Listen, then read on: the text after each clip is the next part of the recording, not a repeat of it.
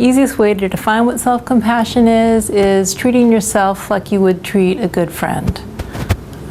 Oftentimes we're actually much harsher and more cold and critical with ourselves than we would be towards someone we cared about. We're actually sometimes much harsher and cold and unkind to ourselves, even than to those people we don't like very much. So self-compassion means we're reversing that trend and actually treating ourselves as we would treat other people we cared about, including ourselves in the circle of compassion.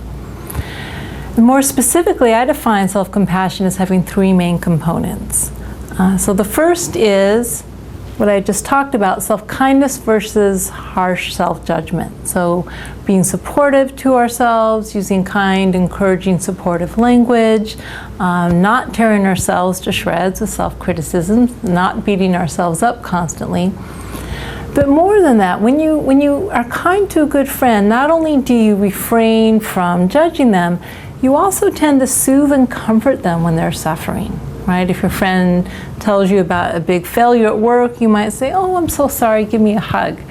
So the same thing with the self-kindness aspect of self-compassion is it means actively soothing and comforting yourself when you're feeling any sort of distress, whether that distress comes from a personal failure, seeing something about yourself you don't like, or else something difficult happens in your life. So the second element of self-compassion is common humanity, framing our experience in light of the shared human experience. Remembering the imperfection both in ourselves and in our lives is actually part of life, something that we all have in common.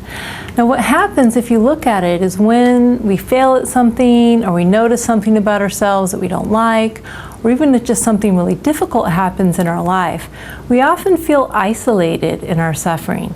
Again, this isn't logical, but we feel as if everyone else is leading these perfectly happy, normal lives, and that something has gone wrong when I failed. This isn't supposed to be happening. I'm supposed to be perfect, and my imperfection is somehow abnormal. And it's that feeling that this shouldn't be happening that causes us to feel so isolated from others. We feel like something's wrong with this. We shouldn't be this way. Life shouldn't be this way. And therefore we feel isolated and alone.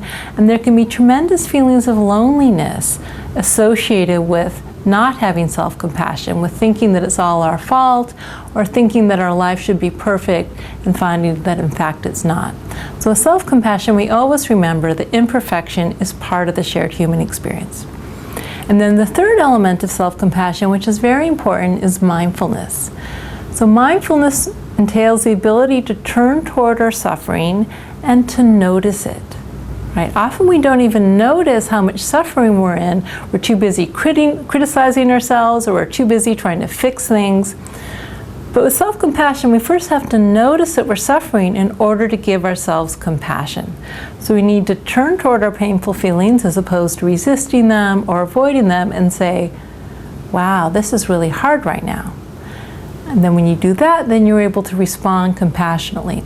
But you need to do it in a balanced manner. With mindfulness, you turn towards what is and you notice what's happening, but you don't run away with a dramatic storyline of, oh my God, this is so terrible, right? Going off on a tangent and exaggerating the extent of the situation.